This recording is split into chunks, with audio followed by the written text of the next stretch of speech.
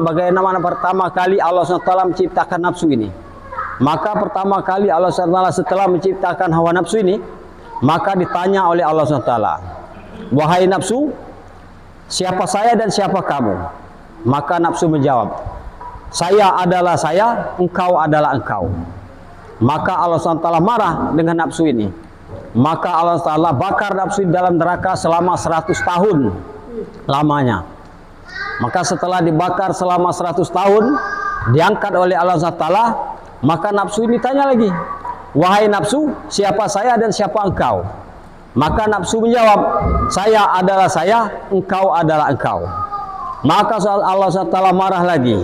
Maka nafsu direndam dengan air yang sangat dingin selama 100 tahun. Maka selama 100 tahun sudah direndam air yang sangat dingin, nafsu ini diangkat lagi. Maka ditanya oleh Allah SWT, wahai nafsu, siapa saya, siapa engkau? Maka nafsu menjawab lagi, saya adalah saya, engkau adalah engkau.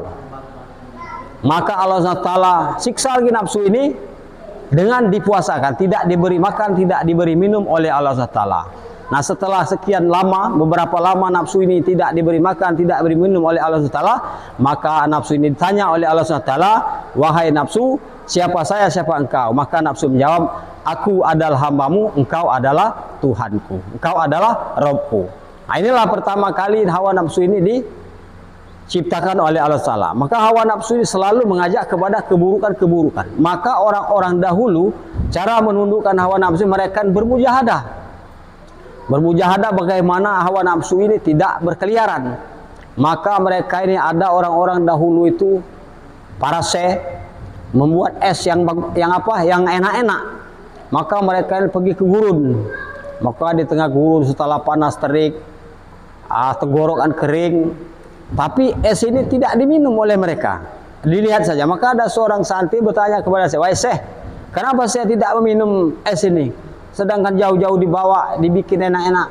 Maka kata saya ini melatih untuk menundukkan hawa nafsu. Maka di dalam sebuah kitab ada seorang ulama menceritakan, orang-orang dahulu menceritakan di dalam sebuah kitab, ada seorang ulama tinggal di satu kampung. Maka di dalam kampung itu ada seorang pendeta Nasrani. Seorang pendeta Nasrani ini, dia ini berkaromah. Maka bila mana dia pengen burung hinggap di tangannya, maka burung datang bila dipanggil.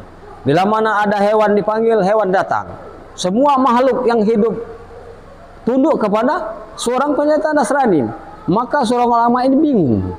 Sedangkan dia tidak menyembah Allah, kufur kepada Allah SWT, kufur kepada Rasulullah SAW. Tapi mengapa dia ini mendapat karomah dari Allah SWT? Banyak orang-orang Islam mulai berdatangan, suka kepada orang ini karena orang ada karomah.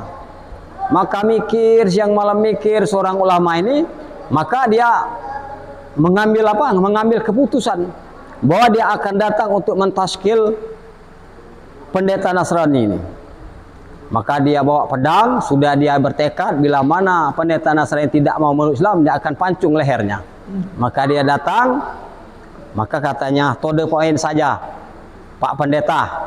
Saya ini mau menaskil Pak Pendeta. Bagaimana Pak Pendeta ini, saya mau mengajak Pak Pendeta ini untuk memeluk agama Islam. Maka pendeta ini merenung sejenak.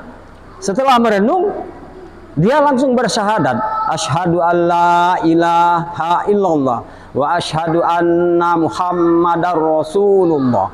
Langsung bersyahadat. Setelah bersyahadat, ulama ini bingung lagi. Alangkah mudah orang ini diajak masuk Islam. Ada apa gerangan?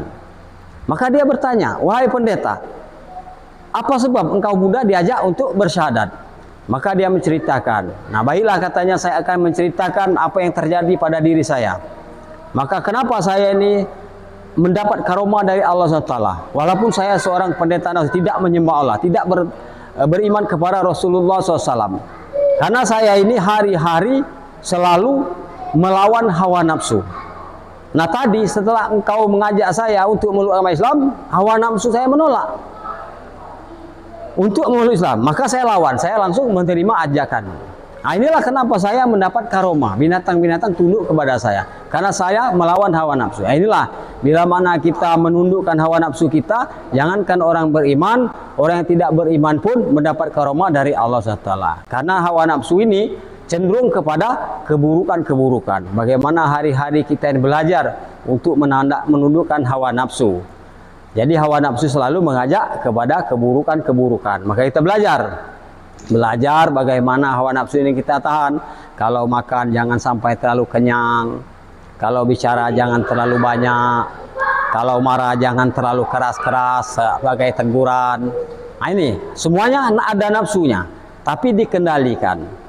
Cuma oleh karena kita diberi hidayah oleh Allah Ta'ala, maka kita bisa mampu menundukkan hawa nafsu kita.